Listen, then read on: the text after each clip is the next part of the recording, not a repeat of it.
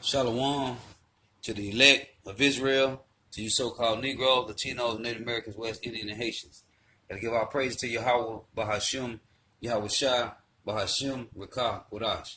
Double honors to the apostles and elders of Great Millstone who rule well, who teach well, and the sincere salutations to all the Arkin, pushing this truth throughout the four winds of the earth, waking up the hope for the elect. Shalom to the Aqua for our listening and learning. I'm Isaiah coming into another lesson in truth, facts, faith, and edification. And this guy here, his name Tom Hartman, and he's an Edomite that hate all the other that hate the elites. This is an Edomite that hate the elite Edomites, and he's bringing out very edifying information on these elites and what's going on with white America, so-called white America. So Lord willing to be edifying. Only the executive branch has police power, as Alexander Hamilton points out in the Federalist Papers. And when they refuse to use that, Bill Barr is in charge of the police powers right now. What does Congress do? Check it out. Leave your comments, ring the bell, share it with your friends, and please subscribe to our channel. Particularly a lot of people, who grew up, say, went to elementary school, primary school, post-Reagan, basically. Didn't study civics in school. A lot of schools no longer teach civics. It's been that way since the 80s. And so, this whole thing about the three branches of government, a lot of people don't get it. Alexander Hamilton lays it out in Federalist number 78 quite clearly and explicitly. This is my describing it rather than reading it to you because it's all, 18th century language. But basically what he says is, and he was trying to sell the Supreme Court, so he was talking about how harmless it is. And he said, Congress has the power to appropriate and spend money. But that's it. They make the laws. The courts have the ability to adjudicate the laws, to determine who is guilty of breaking the law and who is innocent, and define what the penalty will be. So the legislature makes the laws. That's Article 1, branch of government. The Article 3, branch of government, the courts, adjudicates the laws. And then once someone is determined to have broken the law, then the courts hand it off to the Article 2 branch of government. That's the executive branch of government, which is where all police power lies, whether it's the military, whether it's the FBI, whether, whatever it may be. Police powers always exist under the executive. In a town, the mayor is the head of the police department, not the city council. Well, it may vary. I actually may vary from town to town. But if it looks like the So Isaiah 10 and 1, it reads, "Woe unto them that decree unrighteous decrees, and that write grievousness which they have prescribed." So what he's explaining is how these Edomites control the world through their democracy, their legislations, their policies. Esau Edom, this is what he do. It's Isaiah 24 and verse 5. "The earth also is defiled under the inhabitants thereof, because they have transgressed the laws, changed the ordinance, broken the everlasting covenant." So these Edomites have created their own laws. Okay, they have their own penal code where they judge you by their own laws. They don't use the law, what the Lord set up for the law, for the land. They use their own laws. And this guy here, this Edomite here, is telling you how wicked his peoples is, how they rule the nations, the other countries, by their policies. the federal government. That would be how it is. So this scenario that I played out, right now we're seeing this dance where it's fairly high stakes, but not quite high stakes. Right? Trump is defying subpoenas from Congress, who wants to investigate the crimes that he has committed. We know of at least a dozen crimes that Donald Trump has committed. In addition to, being unfit to hold office and, being lying to us 10,000 times and all that kind of stuff. He ordered Don McGahn to defy a subpoena today. That's obstruction of justice. He appealed the federal court's ruling after it upheld a congressional subpoena. His Treasury Department rejected a subpoena to turn over his tax benefits. He violations of the law. And not to mention the 10 or 12 specific obstruction of justice attempts that are outlined in the Mueller report, which clearly points out that Trump broke the law. So right now, everybody's just kind of yelling at each other, and Trump is holding firm and saying, I'm the tough guy, I'm the strong man here, I'm not going to let my people testify. And they're not. So what if Congress pulls out the ultimate weapon that they have, which is impeachment? And they say, okay, fine, we're going to open an impeachment hearing. We now have expanded powers. The Supreme Court will recognize that we have expanded powers. We have grand jury powers. We can compel testimony. We can put people in jail if they refuse to testify. And so they are holding their hearings, and they say to Don McGahn, okay, Don McGahn, you better show up and testify. And Trump says no. And McGahn says no. And so Congress holds McGahn in contempt of Congress. It goes to the Supreme Court. The Supreme Court says, McGahn, you have to testify, or you have to go to jail. And Congress says, okay, the hearing's today. Where's McGahn? He's not here. Okay, send him to jail. Well, who do they ask to send McGahn to jail? The head of the Justice Department.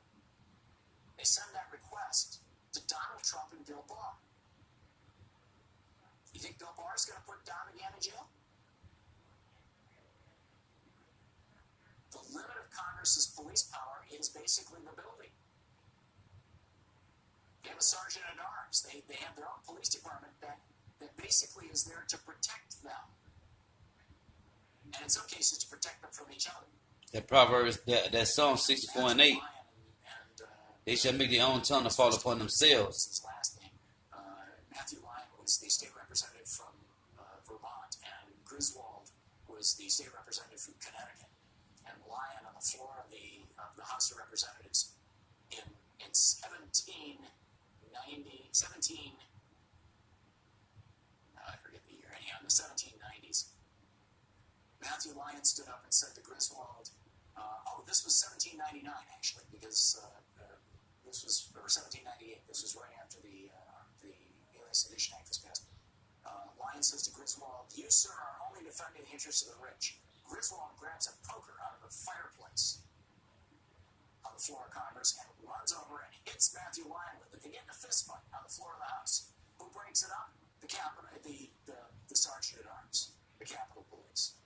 Not the Capitol Police, of course, that's literally a legal entity, but the Congress's police. So that's basically what they've got. They've got that police force. That police force is not going to go out and get down. So what happens? What happens when the Supreme Court orders the president to allow his people to testify? And he says no. Now, this has happened 3 times in our history. And twice it was done by, and let me just lay this out for you. Twice it was done by a president whose picture is hanging next to Donald Trump as he sits at his desk in the Oval Office. That's Andrew Jackson. Andrew Jackson is who? The Indian killer, man. Okay? A straight devil, man. Jackson, when John Marshall ruled that Andrew Jackson could not do the Trail of Tears, Andrew Jackson said, John Marshall's made his decision, let him enforce it. Knowing that the Supreme Court doesn't have a police force. They couldn't stop him. And Andrew Jackson was the commander-in-chief of the military. He said, go ahead. He said to the Army, take those Indians in Georgia and march them to Oklahoma. And that's what they did, man. Took the Indians from Georgia and marched them to Oklahoma. In the cold, man. Okay? Barefoot. Some of the native Indian women were pregnant. Hey, that's why it's called the Trail of Tears, man. They walked them from Georgia to Oklahoma, man. They made them walk. Okay? Make the natives walk, man, from Georgia to Oklahoma, man. In the snow, in the cold. A lot of them died, man. That's why they call Andrew Jackson the Indian killer. And then 2 years later, the Supreme Court said to Andrew Jackson, you may not shut down the Second National Bank of the United States. That's for Congress. That's not your purview. Congress created that. You can't do that. And Andrew Jackson did it anyway. Which led to the deepest and longest depression in the history of the United States, but he did it anyway. the other side, so there's two examples. There was a president that is Donald Trump's hero who did not respect the Constitution or the authority of the Supreme Court. And there was nothing anybody could do about it. And people died because of it. The Indians from Georgia. The Cherokee. The third time this has happened was in 1861 when Abraham Lincoln was sworn into office. And he said, This devil say people's died. No, man, it was multitudes on multitudes of natives that died, man. Okay? To my people died. No, man. Multitudes died. and, you know, that decision of the Supreme Court in 1858, Dred Scott, Roger Taney, as Chief Justice of the Supreme Court, ruled that in every state in the Union, people of color are property, not humans. And I'm not going to respect that. You hear what he just said? 1898, peoples of color was property, not humans. Okay? They said that we was property and not humans. Peoples of color. Peoples of hue. The word human, okay? Hue mean color, man. Hue mean color. The word H-U, hue, mean color, man, color man. So these Edomites are not humans. Okay? They are not humans, man. They are peasants. They are beasts, brute beasts.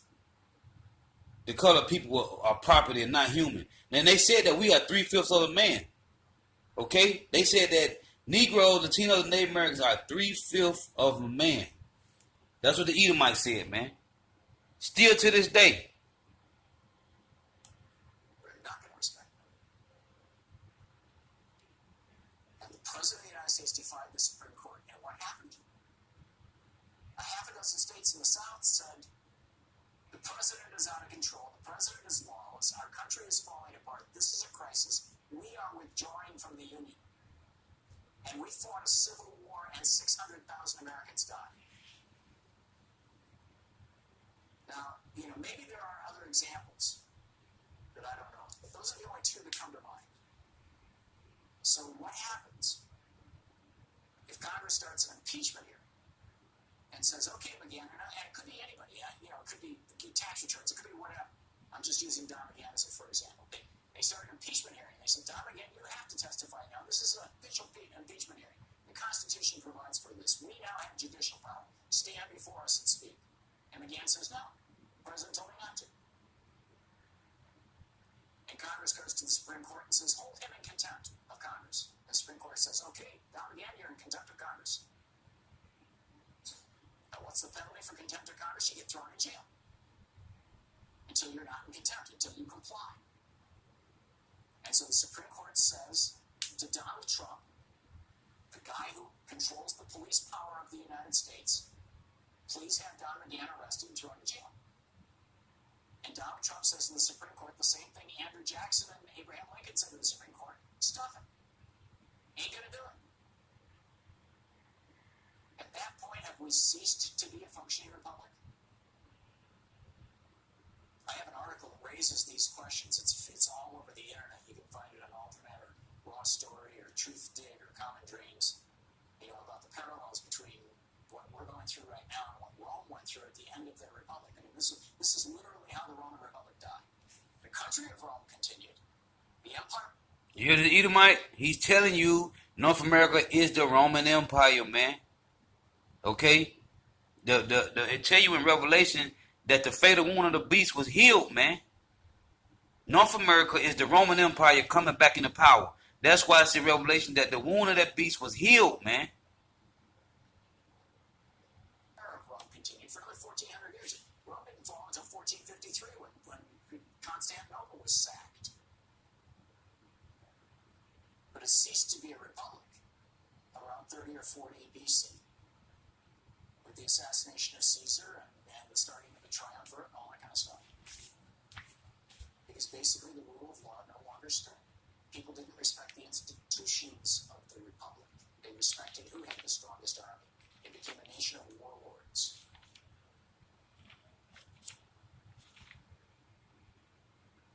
Neither the Capitol Police nor the Secret Service, I mean, they both answered to the president.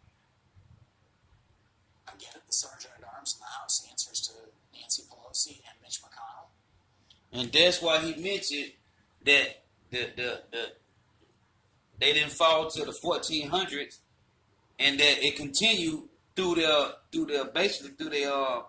Senate, man. This is our First Maccabees chapter 8 and verse 15. It said, moreover, how they had made for themselves a Senate house. Now this is talking about the Greeks. How they had made for themselves a Senate house, wherein 320 men sat in council daily, consulting always for the people, to the end they might be well ordered, and that they committed their government to one man every year, because they set up a basically like a president every year, man, who ruled over all their country, and that all were obedient to that one, and that there was neither envy nor emulation among them. So they set up one man every year. What does North America do? They set up a new president every 4 years, man, or every 8 years. This is the same thing that the Greeks did, the Romans did. North America doing the same thing, man. And this Edomite is giving you straight facts. And there you may have a little bit of dissonance. What happens if Nancy Pelosi says, well, if Don McGahn wanders into the Capitol building, please arrest him. And Mitch McConnell says to the Capitol, to the Sergeant at Arms, if Don McGahn wanders into the Capitol building, please release him. I mean, you can see where this is going. And Trump has clearly war-gamed this thing out. Trump and Barr. And they've decided that they're not answerable to anybody. That they're going to turn the United States into a strongman form of government rather than a small D democrat. Hey, so this is Psalms 64 and 8, and it reads,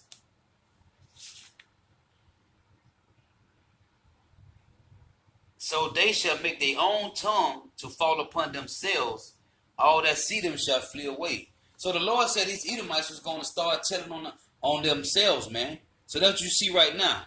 They shall make their own tongue to fall upon themselves. These Edomites is bringing all type of truth out, man. The Lord got the spirit on these so-called white people, you red Hebrew Edomites, to bring out all the information. Is asking a really, I think, a really important question over at Daily Kos. He says, how do we avert the inevitable plutocrat-driven civil war? Now, I'm not envisioning a shooting kind of civil war, but I would argue that, and maybe we need to come up with another word for it, so, that doesn't imply people going out with guns.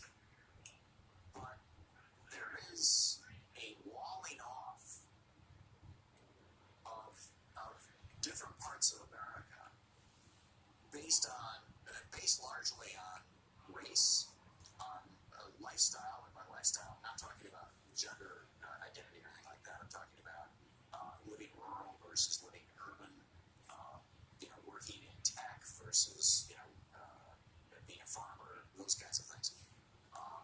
So you have race, you have lifestyle / geography, and what's called politics. And I think that this was really highlighted by the fact that Donald Trump, when he gets to the UK, freaks out and tweets an attack on AT&T, which now owns CNN. And you have to wonder, you tell his friends, hey, sell your AT&T stock, I'm gonna tank it for you. Or, sell it short, make some money on it. You make money when the stock goes down. Although I don't know if it went down. The entire market, went down, then it's up, and then it's down again. I don't know what's going on in the market today. But anyhow, Trump comes into London and immediately tweets out about how upset he is that he can't watch Fox. Fox hasn't broadcast the United Kingdom for a couple of years because nobody was watching. So why at the expense? I mean, former Australian Prime Minister Kevin Rudd pointed out in a recent newspaper piece that Rupert Murdoch took over so much of the media in Australia that he basically destroyed the politics of that country. Then he moved to the UK and he bought, the Times of London and a whole bunch of tabloids, and he did the same thing to the UK, helping get right-wing prime ministers elected forever. And then he came to the United States and he did it to us through Fox, the New York Post, and the Wall Street Journal. And Fox really stands alone against every the service of denying climate change, in supporting tax policies that support billionaires to the exclusion of average people. Because they're controlled by the elites, man. All these news media outlets is controlled by the elites. Fox, one of the main ones. In supporting deregulation of the poisons that are poured into our air and the poisons that are poured into our water. Do you hear this, Edomite? All these things. And no other media does, because no other media is, billionaire-owned, billionaire-controlled, and programmed specifically in ways that only help very, very wealthy right-wing billionaires and their companies, the companies that made the rich. Edomite bringing it out, man. His unwillingness to even watch CNN should tell us everything we need to know about the tragedy of democracy that's being caused by having a 24/7 propaganda channel. So how do we prevent this from tearing our country apart? It's already happening. You got a gaslighting billionaire in the White House is Roberto Ruiz. Oh, shit. A guy who just delights in lying through his teeth. Hey, this Edomite right here going in, man. Hey, this is beautiful, man. Hey, the Lord got the spirit on these devils, man. Hey, this is, he said, hey, Trump don't do nothing but just be lying through his teeth, man. This is Job chapter 13 and 4. But ye are forgers of lies. Ye are all physicians of no value. Hey, Job said all the Edomites, all they do is lie, man. Oh, matter of fact, this is Psalm 58. Psalm 58 and 3. The wicked are estranged from the womb. They go astray as soon as they be born, speaking lies. These Edomites, all they do is lie. Now you got another Edomite right here. Psalm 64 and 8. They shall make their own tongue to fall upon themselves, man. This Edomite just said they destroying our water. They got chemtrails in the air. And they giving us GMO foods. They are destroying. All they do is lie through their teeth. He talking about the billionaires, the bank owners. Actually, they trillionaires. Donald Trump might be a billionaire, which is nothing to the elites. But he said, hey, the president, all they do is lie through their teeth, man. Job said they are all forgers of lies, man. They are all physicians of no value. Matter of fact, I got another one in Ecclesiasticus 51. Ecclesiastes 51 and 2. For thou art my defender and helper, to my the Most High, Yahweh, and the Son Yahushua, and has preserved my body from destruction and from the snare of the slanderous tongue. Who is a slanderous tongue? When you look up the word a deceiver, right? You go back to the word diablos, which means the accuser, which is who? The slanderer. The deceiver, which is who? Esau, Edom, man. The physical seeds of Satan, according to Genesis 3 and 15, man. So, it said again, Ecclesiastes 51 and 2, for thou art my defender and helper, that's Yahweh Bashim Yahushua, and have preserved my body from destruction, and from the snare of the slanderous tongue, and from the lips that forge lies. Job just said the same thing. They are all forgers of lies. And has been my helper against my adversary. Who are our adversaries? The Edomites, the Elamites, the Ammonites, the Moabites, the Ishmaelites, the Hamites. They are our adversaries, man. Mainly Esau, Edom, the red Hebrew Edomite, the so-called white man. They are all forgers of lies, man. And you got an Edomite right here giving you the straight truth, man. Telling you that his people are the wicked. Okay? Psalm 58 and 3 said the wicked, read it again, Psalm 58 and 3. The wicked are estranged from the womb. They go astray as soon as they be born speaking lies. Who is the wicked according to the Bible? Let's read it. This is Malachi, chapter 1, and verse 2. I'm going to start at 3. And I hated Esau and laid his mountains and his heritage waste for the dragons of the wilderness. Whereas Edom said, we are impoverished, but we will return and build up desolate places. Thus saith the Lord of hosts, they shall build, but I will throw down.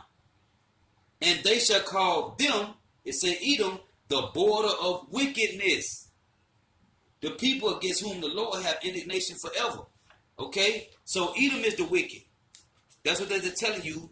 The border of wickedness, Edom. Now, when you go to Isaiah 34 and verse 5, it says the same thing. But the Lord get a little more in detail. It's Isaiah 34 and 5, and it reads, "For my sword shall be bathed in heaven," talking about here on earth, because this is the so-called white man's heaven, and this is the Israelites' hell. "For my sword shall be bathed in heaven. Behold, it shall come down upon Idumea." When you look at the word Idumea, it's the Greek way to say Edom. "And upon the people of my curse to judgment." So the Lord said the Edomites are the peoples of his curse. They curse. Why are they cursed? Because they have leprosy, man. Okay? They have no pigment, or they lack pigment, they lack melanin, so their blood show forth through their skin. That's a sign of that's called leprosy, man. Okay, the Lord turned Miriam white when you read Numbers 12 and 10. He turned her white. Took her pigment away. And Aaron and Moses said, "Lord, let not this sin upon us, or we'll be like half dead, like when we come out of our mother's womb." Who came out of mother's womb half dead? So Moses and Aaron were speaking about Esau. Because when he came out, what did Isaac say? He called him Ishashua. Okay, which meant where he wasted away. Ishashua means wasted away. Wasted away is he. Meaning Esau had no pigment, man. Okay?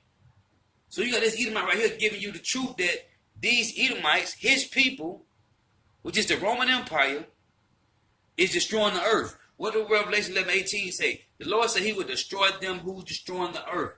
Who was in rulership? Job 9:24 said the earth was given into the hand of the wicked.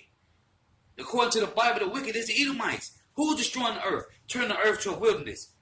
Okay? Cutting down all the trees, building condominiums and shopping malls and golf courses. Esau, Edom, destroying the earth, man. Chemtrails in the air. We eat GMO foods, man. Genetic modified organisms. Created food in labs, man. Our waters are contaminated. Who's doing these things? It's the so-called white man. It ain't the Chinese man. It ain't the Japanese man. It ain't the African man. It ain't the Arabian man. Okay? It ain't the East Indian men. It's the so-called white man destroying the entire planet, man. And this Edomite right here telling you the truth about his people. For 10,000 lies since he became president. Look, he said Trump then gave over 10,000 lies since he became president. They are all forges of lies. Okay, Job 13 and 4. Psalm 58 and 3 say they come out of the womb speaking lies, man. They are, what did the Lord say? What did Yahweh say in John 8 and 44? Ye are of your father the devil. Now he was talking to the Israelites, but he said you are of your father the devil. He was a murderer and a liar from the beginning. Who is he talking about? Cain. Okay, what did Cain do? Cain told the Lord, when the Lord asked him, "Where's thy brother Abel?" He told him straight up, "I don't know." Cain had just killed Abel, but he lied to the Lord just like that and said, "I don't know where he at. Am I my brother's keeper?" You the oldest. Yeah, you your brother's keeper. So Cain lied to the Lord. Okay, he lied and he committed murder. That's why the Lord told him in John 8 and 44, you are of your father the devil. He was a murderer and a liar from the beginning. What did the Lord do to Cain? He stripped him from his pigment, and Cain became the first Edomite. Okay? The scriptures tell you that plainly, man.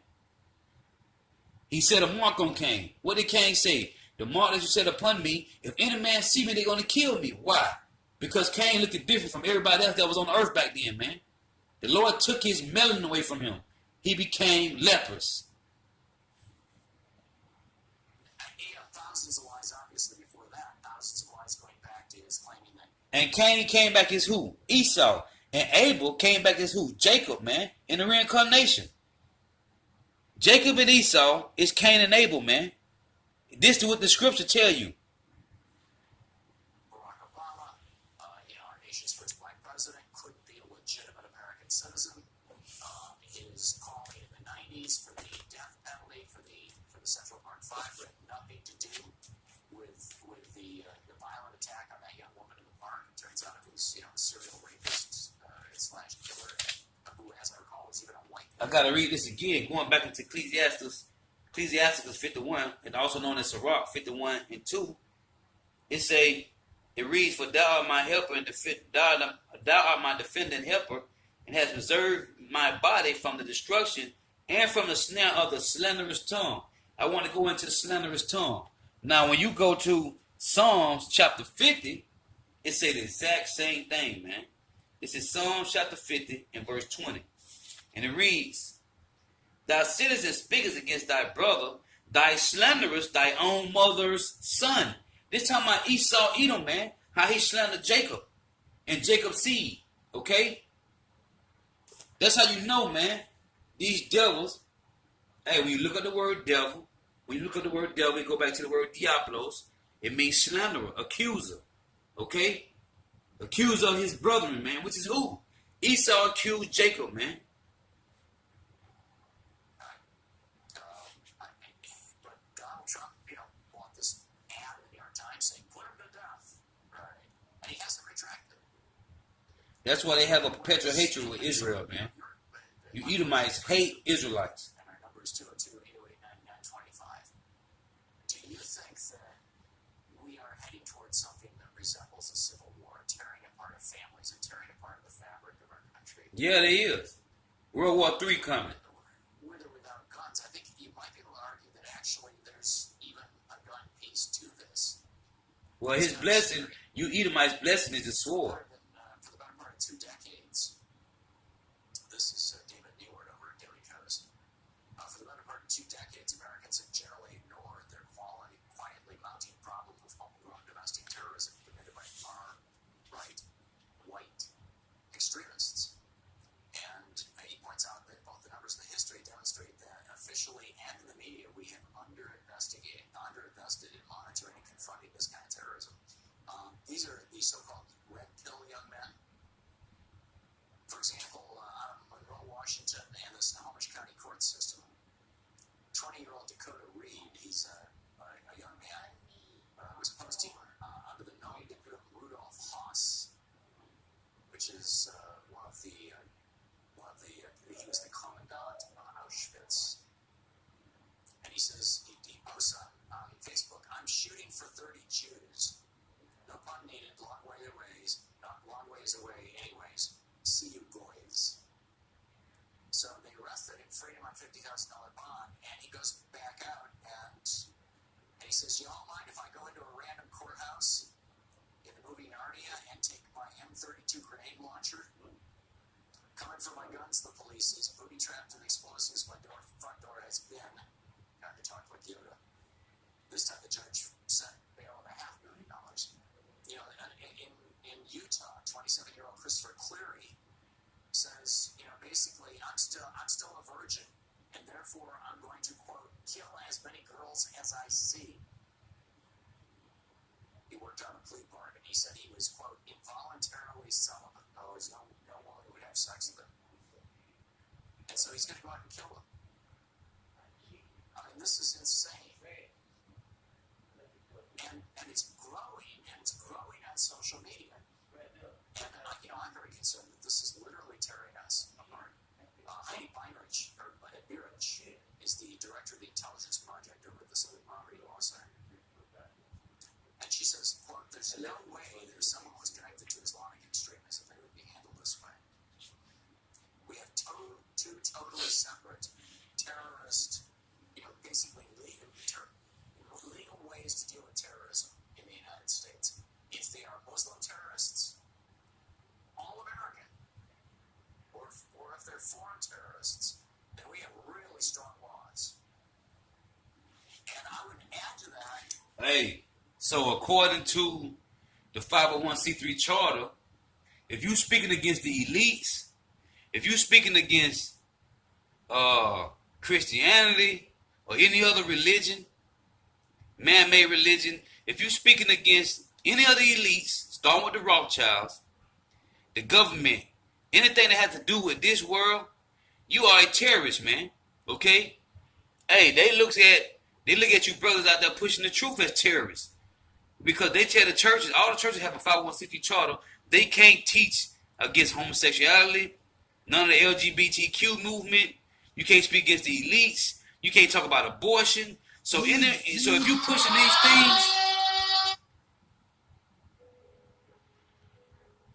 pushing these things, you are considered a terrorist. It don't make no difference what type of terrorism it is. Hey, just pushing this truth on the highways and byways. They look at us, they deem us as terrorists, man. If they are black guys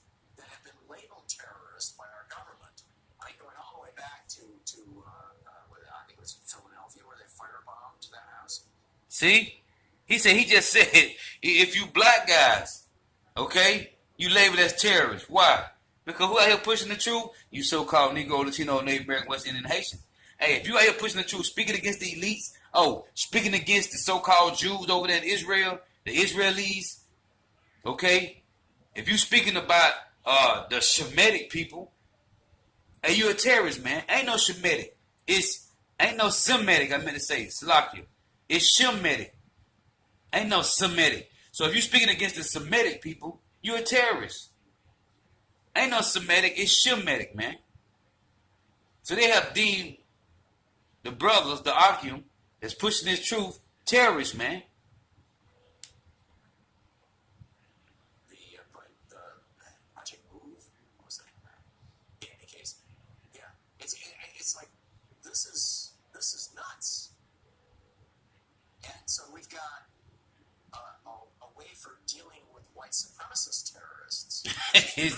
He said we were dealing with white supremacist terrorists. Hey, that's what North America is. It's white supremacy, man.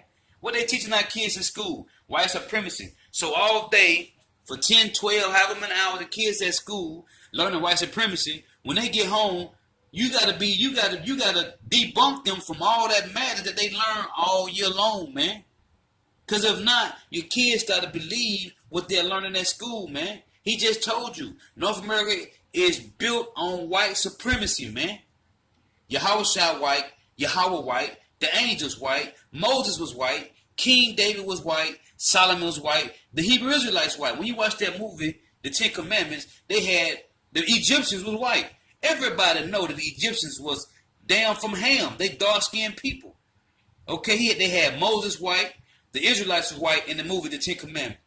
This world is built on white supremacy. When you look at the 16th chapel over there in Rome, in the Vatican, they got the finger of God. They got God touching Adam. What color is they? White.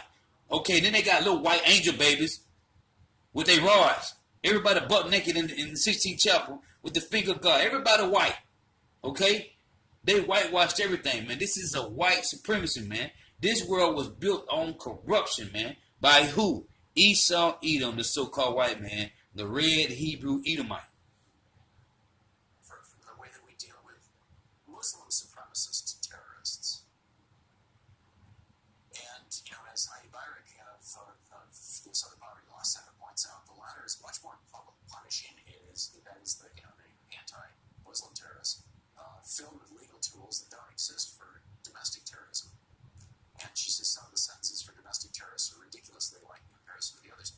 So that's another piece of this. Meanwhile, the thoughts of the Brits. This is the mayor of London, Sadiq Khan, in The Guardian on yesterday, as I recall, maybe the day before yesterday. He says, praising the very fine people on both sides when torch-wielding white supremacists and anti-Semites marched through the streets clashing with anti-racist campaigners, threatening to veto a ban on the use of rape as a weapon of war, setting an immigration policy that forcefully separates young children from their parents at the border, the deliberate use of xenophobia, racism, and otherness as an electoral tactic, introducing a travel ban to a number of predominantly Muslim countries, lying deliberately and repeatedly in the public. No, writes the mayor of London, these are not the actions of European dictators in the 30s, military juntas of the 70s. I'm not talking about Vladimir Putin or Kim Jong-un. These are the actions of the leader of our closest ally, the President of the United States. This is a man who tried to exploit Londoners' fears following a horrific terrorist attack on our city, amplified the tweets of a British far-right racist group, denounced as fake news, robust science evidence warning of the dangers of climate change, and is now trying to interfere shamelessly in the Conservative Party leadership race by backing Boris Johnson because he believes it would enable him to gain an ally at number 10 for his divisive or divisive agenda. And then he points out, by the way, this is not just something happening in the United States. He says Donald Trump is just one of the most egregious examples of a growing global threat, the far right. It's on the rise around the world, threatening our hard-won fight, rights and freedoms, and the values that have defined our liberal democratic societies for more than 70 years. He points out Orban in Hungary, Salvini in Italy, Le Pen in France, Farage in the UK. These are basically fascist movements. So, Straight facts, man. And Bertrand Willie's question, All these are straight facts, man. And this is the Edomite. His name is Tom Hartman, man. And he stay going in on you devils, man. Okay? This is Esau Edom bringing you good information, man. Facts. Lord's witness for edifying. Got to give our praises to Yahweh, Bahashem, Yahweh Shai, Bahashem, Rekah, Kodash. Double honors to the apostles and elders of great millstone who rule well, who teach well. And a sincere salutation to all the ark pushing the truth toward the four winds of the earth, waking up the hope for the elect. Shalom to the Agua for our listening and learning. Shalom.